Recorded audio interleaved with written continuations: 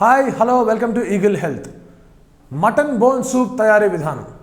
కుక్కర్లో తగినంత కొబ్బరి నూనె కానీ నెయ్యి కానీ పోసి అల్లం ముక్కలు, వెల్లుల్లిపాయలు, దాల్చిన చెక్క, ఇలాచి, లవంగాలు వేసి ఆ తర్వాత 1 కిలో మటన్ బోన్స్ని కొద్దిగా వేయించి 2 లీటర్ల నీళ్లు పోసి 12 విజిల్స్ వచ్చేంత వరకు ఉడికించాలి. తర్వాత ఒక పెద్ద గిన్నెలోకి మటన్ బోన్స్ మరియు నీళ్లతో సహా మార్చాలి. మరొక 4 లీటర్ల నీళ్లను కలపాలి. ఇప్పుడు గ్యాస్ స్టవ్ యొక్క చిన్న పొయ్యి మీద ఈ గిన్నె నుంచి 6 నుండి 7 గంటల పాటు సన్నసగన సిమ్లో ఉంచి ఉడికించాలి. ఇలా ఉడికిస్తున్నప్పుడు గిన్నె మీద మూతను కొద్దిగా తెరిచి పెట్టాలి. సుమారుగా 6.5 గంటల పాటు ఉడికించిన పిదప ఇక్కడ ఉల్లిపాయలు, పచ్చిమిర్చి, ములక్కాయలు, క్యాప్సికమ్, సొరకాయ, క్యారెట్, టొమాటో అంటే 5-6 సొరకాయలు, క్యారెట్లు, టొమాటోలు ఒకరోజు వాడడం కనుక పరిమితి దాటవచ్చు. మునగాకు, కొత్తిమీర, సముద్రపు ఉప్పు అలాగే వేసి ఇవన్నీ కూడా మరొక 6 గంటల పాటు అలాగే ఉడికించాలి. దీని ద్వారా మీకు 2 లీటర్ల మటన్ బోన్ సూప్ తయారవుతుంది.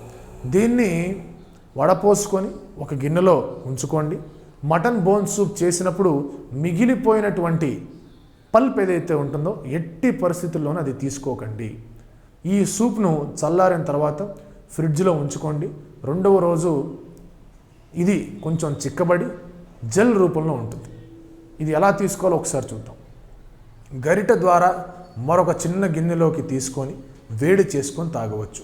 ఫ్యాట్ కలుపుకొని కూడా తీసుకోవచ్చు. ఆ జెల్లో నీరు కలుపుకొని మాత్రం తాగద్దు. ఇది డయాబెటీస్ వాళ్ళకి ఎంతగానో ఉపయోగకరం.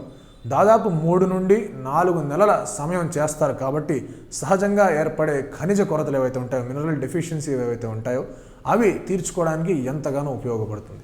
ప్రతిరోజు తాగలేకపోయినా వారానికి 2 సార్లు తీసుకున్నా సరిపోతుంది. లిక్విడ్ డైట్ చేసేవారికి కూడా ఇది చాలా శక్తినిస్తుంది. సో డెఫినెట్గా తెలుసుకున్నారు కదండి మటన్ బోన్ సూప్ ఎలా తయారు చేసుకోవాలో. ఇది విని మరొకసారి తయారు చేసుకుంటే వీరమాచన్ రామకృష్ణ గారి డైట్ మీరు ఫాలో అవుతుంటే తప్పకుండా ఇది ఉపయోగపడుతుంది. ఈ వీడియో కనుక మీకు నచ్చితే లైక్ చేయండి, కామెంట్ చేయండి, షేర్ చేయండి. ఇలాంటి మరిన్ని వీడియోస్ కోసం please subscribe to eagle health. Thank you so much. Like and subscribe Eagle Health and Beauty.